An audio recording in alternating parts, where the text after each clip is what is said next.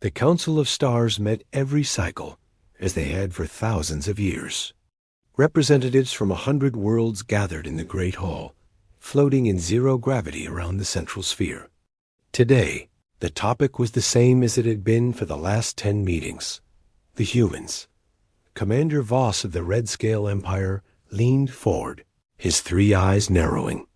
"I do not understand them," he said, his voice carrying across the chamber.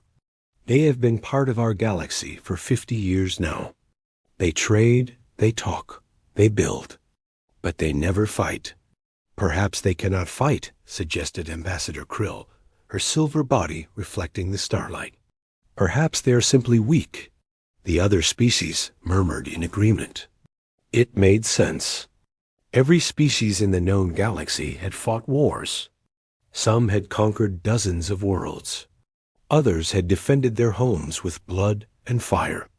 But the humans?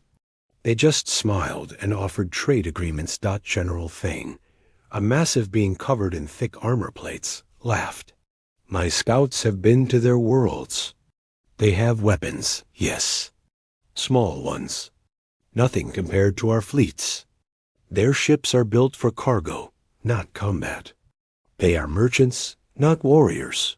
"But their home world," said Elder Finn, oldest of the council members. "The reports say it is strange. They call it Earth. The entire planet has been unified under one banner. Do you know how rare that is?" Voss waved a clawed hand dismissively. "So they are good at talking to each other. That does not make them strong. It makes them soft." The debate continued, but the conclusion was always the same. Humans were weak. Humans were afraid. Humans would never be a threat to anyone. Far from the council chambers, in a small trading post near the edge of known space, a human merchant named Jack sat across from a Blade Warrior. The Blade Warriors were known across the galaxy as fierce fighters, their culture built entirely on combat and honor. "Tell me something, human," the warrior said, his mandibles clicking together. "Why do your people never fight? My species has offered you alliances. Join us in battle, and we will share the glory. But you always refuse." Jack smiled softly and poured more drink into their cups. "We fight when we must," he said simply. "But you never must," the warrior pressed. "I have seen your kind insulted, cheated, even attacked by pirates. Yet you always find another way. You negotiate. You pay. You run. Why?" Jack was quiet for a moment, looking out at the stars beyond the window. "Because we know something that others may not understand yet." "And what is that?" "The cost of war." The warrior laughed. "All species know the cost of war. That is why we train, why we build strong ships and weapons. To win wars quickly, to end them before the cost grows too high." "Maybe," Jack said. "Or maybe some costs cannot be measured in ships and soldiers." The warrior did not understand, but he left the conversation feeling strangely unsettled. Back at the Council of Stars, a decision was being made. The Red Scale Empire was expanding, and human territory was in their path. They had asked the humans to move. The humans had politely refused, offering to share the space instead. "They refuse us," Voss announced to the council. "They sit on valuable worlds and will not move. They offer to share as if we are equals." His voice dripped with contempt. "The time for talking is over." "You plan to attack them?" asked Elder Finn, his ancient voice carrying a note of concern. "I plan to take what should be ours," Voss replied. "The humans will run, as they always do, or they will surrender. Either way, those worlds will be ours within a month." Several council members objected, but not enough. The Red Scale Empire was powerful, and the humans were not. It seemed like a simple matter that the vote was taken. The council would not stop the Red Scale Empire from claiming human territory. As the meeting ended and the representatives returned to their ships, Elder Finn remained behind, floating alone in the great chamber. He had lived for 300 years. He had seen many wars, many mistakes. "I hope they know what they are doing," he whispered to the empty room. In the darkness of space, the red scale fleet began to move. 500 warships, each one carrying enough firepower to crack a planet's surface. They pointed their weapons toward the nearest human colony and prepared to jump to light speed. The humans had been peaceful for 50 years. That peace was about to end. The human colony of New Hope was small. Only 50,000 people lived there, farming and mining on a quiet world at the edge of human space. When the red scale fleet appeared in their sky, blotting out the sun, the colonists did what they had been trained to do. They got underground. Fast. Commander Voss watched from his flagship as the colony seemed to empty in minutes. "Cowards," he muttered. "They run even before we fire a shot." "Sir," his second officer said, "we are receiving a transmission from the colony." "They wish to talk." Voss laughed. "Of course they do. Put them through." The screen flickered, and a woman appeared. She was middle-aged, with gray hair and tired eyes. "This is Governor Lisa of New Hope Colony. Commander Voss, we ask you one more time to withdraw your fleet.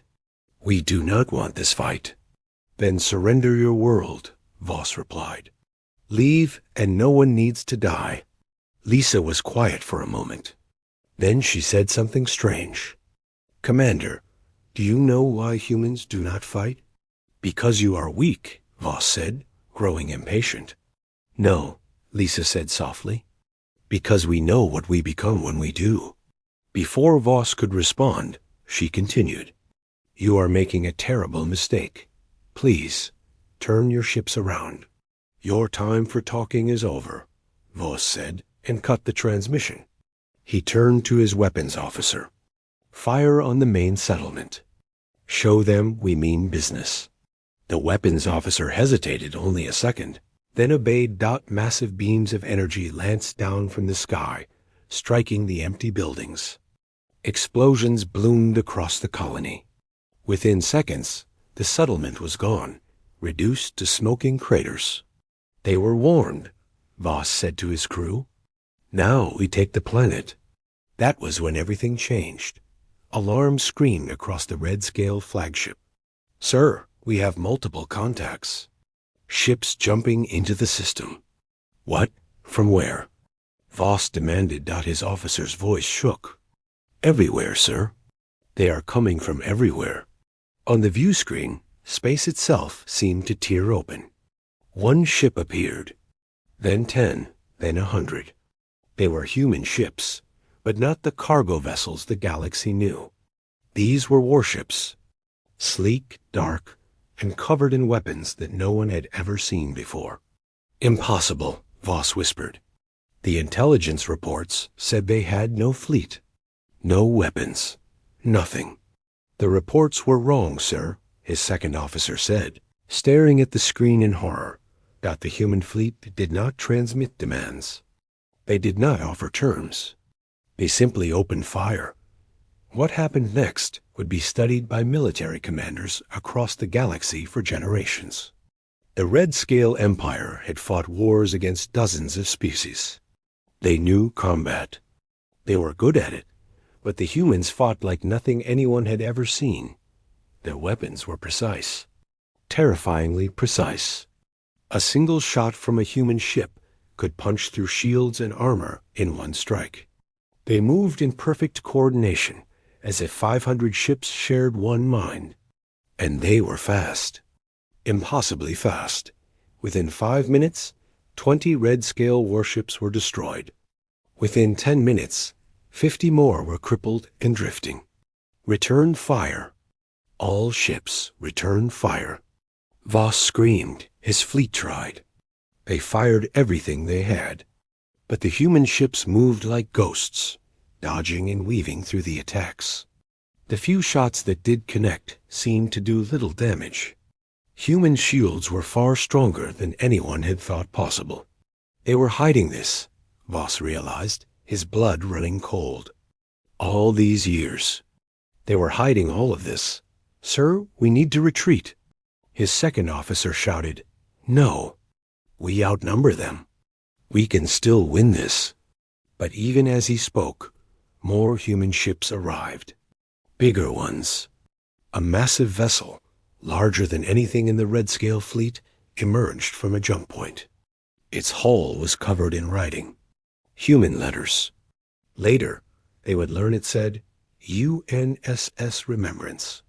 The great ship powered up weapons that glowed with an energy no one recognized. All ships full retreat. Now, Voss finally ordered, but it was too late for many. The Remembrance fired once, and the beam cut through 5 Red Scale, warships in a single shot. The fleet that had come to conquer broke and ran. Of the 500 ships that entered human space, only 300 escaped. The rest were destroyed or captured. The entire battle lasted 18 minutes. Across the galaxy, sensors had watched the fight. The news spread like wildfire. The humans had a fleet, a massive, powerful fleet, and they knew how to use it. The peaceful merchants had teeth, very sharp teeth. Asterisk. The emergency session of the Council of Stars was chaos. Every species was shouting at once, their voices filling the great chamber with noise and fear. How did we not know? Ambassador Krill demanded.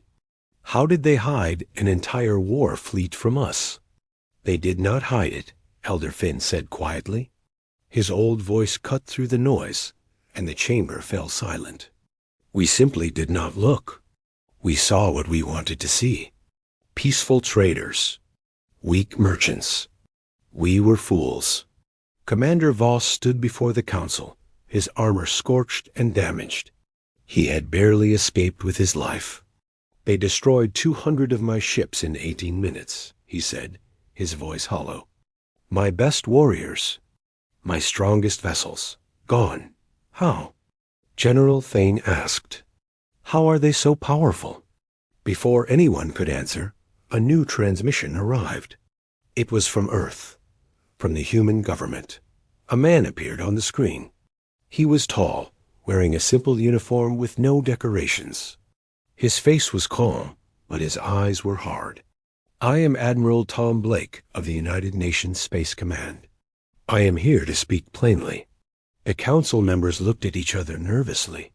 For 50 years, we have been peaceful, Blake continued. We came to this galaxy hoping to find friends, not enemies. We traded fairly. We spoke honestly. We harmed no one. And we hoped that would be enough. But you had weapons, Voss interrupted. All this time, you had these weapons. You lied to us. We never lied, Blake said firmly. You never asked. You assumed we were weak because we chose not to fight. That was your mistake, not our deception. Elder Finn leaned forward. Admiral Blake, help us understand. Why are your people so formidable in combat? Your technology, your coordination, your tactics, they are beyond anything we have seen. Blake was quiet for a moment. When he spoke, his voice was sad. Because we have practiced. For thousands of years, we practiced. He pressed a button, and images filled the screen. Battles, terrible, bloody battles. Humans fighting humans with swords, with guns, with bombs. Cities burning. Millions dead. Our world was never unified peacefully, Blake said. We fought each other for millennia. Tribe against tribe. Nation against nation. We invented weapons to kill our own kind. We got very, very good at war. The council chamber was silent. The images continued. Mushroom clouds. Trenches filled with bodies. Firebombed cities. We nearly destroyed ourselves, Blake continued. Several times. We came so close to extinction that we finally learned. We finally understood that war is not glorious. It is not honorable. It is horror. Pure horror. So we stopped, he said. We unified. We put away our weapons and decided to try a different path. When we reached the stars, we promised ourselves we would never be the ones to start a fight. We would be peaceful, always.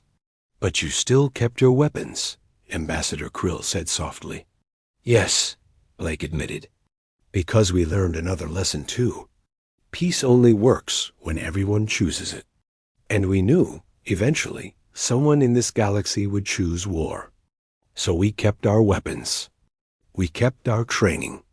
We kept our fleets hidden and ready. Just in case. He looked directly at Commander Voss. You thought we were weak because we did not fight. You did not understand. We did not fight because we know exactly how good we are at it. And it terrifies us. The chamber was deathly quiet. Here are our terms, Blake said. The Red Scale Empire will pay reparations for the colony they destroyed. They will withdraw from all disputed territories. And this council will guarantee that human space is respected. And if we refuse? Voss asked, though his voice had no strength in it. Blake's expression did not change. Then you will learn what 10,000 years of human warfare has created. Every tactic, every strategy, every weapon. We have fought in jungles, deserts, oceans, cities, space. We have fought with honor and without it. We have fought when we were winning and when we were desperate. He leaned closer to the camera. We are very good at war. We just choose not to be. Do not make us choose differently. The transmission ended. Elder Finn looked around the chamber at the frightened faces of the council members. I believe, he said slowly, we should accept their terms. The vote was unanimous. Across the galaxy. A new understanding spread. The humans were peaceful, but peace was their choice, not their weakness. And everyone now knew if you forced them to fight, you would face the most dangerous warriors the universe had ever seen. The galaxy learned to leave humanity alone, and the humans returned to their peaceful ways, watching the stars, hoping they would never need to fight again, but ready. Always ready, the end asterisk.